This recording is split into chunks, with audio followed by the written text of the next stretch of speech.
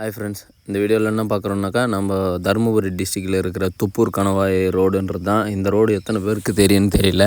ஆனால் இந்த ரோடு வந்து எத்தனை பேர் உயிரை பலி வாங்கியிருக்குதுன்றது உங்களுக்கு எல்லாருக்கும் தெரியும்னு நினைக்கிறேன். யூடியூப்பில் நிறைய வரும், நிறைய டைம் ஆக்சிடெண்ட்ஸு, நிறைய ப்ராப்ளம். இதெல்லாம் எதனால் நடக்குது? இந்த ரோட்டில் நான் இன்றைக்கி ட்ராவல் பண்ணுறேன், அதனால் ஒரு சின்ன வீடியோ ஒன்று எடுத்து போடுறேன். பாருங்கள் எப்படி இருக்குது அப்படின்ட்டு. Full check போஸ்ட்டுங்க. ஃபஸ்ட்லேயே ஒரு இடத்துல நிறுத்தி அனுப்புகிறாங்க லாரியை, அடுத்தும் ஒரு இடத்துல நிறுத்தி அனுப்புகிறாங்க. இந்த ரோடு ஃபுல்லாக மலை மேலேருந்து தான் கீழே வருதுங்க. ஃபுல் டவுன் ரோடு இது. டவுன் ஃபுல்லாக லாரிக்காரங்க பண்ணுற தப்பால் தான் ஆக்சிடெண்ட்டே நிறைய நடக்குது. அது இல்லாமல் ஹெவி லோடுங்க. ஃபுல்லாக அவங்க கவர்மெண்ட் வந்து இந்த ரோட்டில் என்னென்ன சேஃப்டி பண்ண முடியுமோ அத்தனை சேஃப்டியும் பண்ணியிருக்காங்க. ஆனாலும் லாரிக்காரங்க பண்ணுற தப்பால் தான் ஆக்சிடெண்ட்டே நடக்குது. ஒரு சின்ன சின்ன தப்பால் தான் நடக்குது. எனக்கு தெரிஞ்ச தப்பை சொல்கிறேன். அதுக்காக நம்மளுக்கு தான் எல்லாம் தெரியும் அப்படின்றதுக்காக நான் சொல்லலை. கவர்மெண்ட்டும் என்னென்னவோ பண்ணுது, ஆனால் ஆக்சிடெண்ட் மட்டும் குறைக்க முடியல.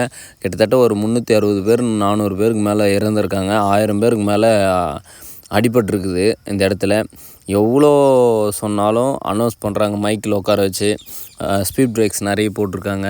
ஸ்லோவாக போங்க, 2வது கியரில் போங்க, 2வது கியரில் போங்க, டவுனில் போகும்போது நியூட்ரல் பண்ணாதீங்கன்னு சொல்லி அனுப்புகிறாங்க. அப்போவும் இந்த லாரிக்காரங்க வந்து நான் தான் ஓட்டுறேன் அப்படின்ற மாதிரி ஓட்டி எத்தனையோ பேர் தேவையில்லாத சும்மா போகிறவங்க, காரில் போகிறவங்க மேலெல்லாம் கூட ஆக்சிடெண்ட் பண்ணியிருக்கிறாங்க. பாவம் எத்தனையோ ஃபேமிலி போயிருக்கு சம்மந்தமே இல்லாமல்.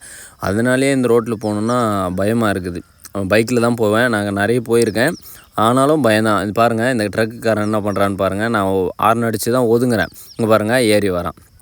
இப்படியெல்லாம் வரதுனால தான் ஆக்சிடெண்ட்டுங்கள்லாம் நிறைய நடக்குது. தடுப்பு சுவரங்கள்லாம் போட்டிருக்காங்க.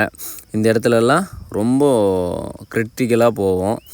இந்த டர்னிங்கில் பாருங்கள் எப்படி இருக்குதுன்ட்டு.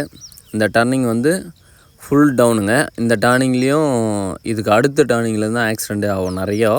இந்த டர்னிங் வருது இல்லைங்க, இந்த ஃபுல் டவுனு ஃபுல்லாக மலையிலேருந்து இறங்கியாச்சு. இந்த டவுனில் வந்து ஸ்லோ பண்ணணும். ஆனால் நம்ம ஆளுங்க வந்து ஸ்லோ பண்ண மாட்டாங்க. ஃபுல் லோடில் வந்து அப்படியே வளைப்பாங்க. வளைச்சோன்னே என்ன ஆகுனாக்கா, கட்டு இஸ்து பிடிக்க முடியாமல் ஃபுல்லாக வண்டி ஸ்கிட் ஆகிடும். இந்த டர்னிங்கில் தான்.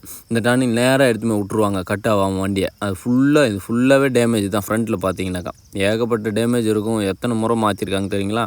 இதுக்கு அடுத்து இப்போ ரீசெண்டாக வந்து ஒரு மாதத்துக்கு முன்னாடி ஒரு ஆக்சிடெண்ட் ஆச்சு. ஒரே ஒரு லாரிக்காரனால் 3 லாரி 2 காரு, ஒரு 2 காரில் இந்த ஃபேமிலியே போயிடுச்சு. 2 கைக்கு வந்து மட்டும்தான் காப்பாற்றினாங்க. இந்த இடத்துல வந்து லாரி வந்து பிரேக் பிடிக்காமல் போயிடுச்சுங்க.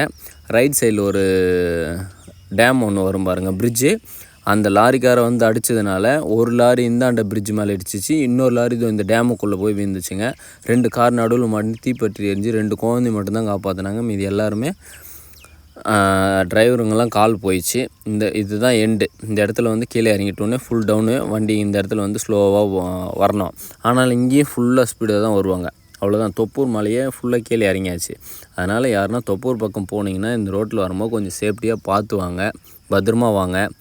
நியூட்ரல் பண்ணி ஓட்டாதீங்க. 2 வீலர் ஆகட்டும், பஸ் ஆகட்டும், லாரி ஆகட்டும், எதுவுமே ஆகட்டும், நியூட்ரல் பண்ணி ஓட்டாதீங்க.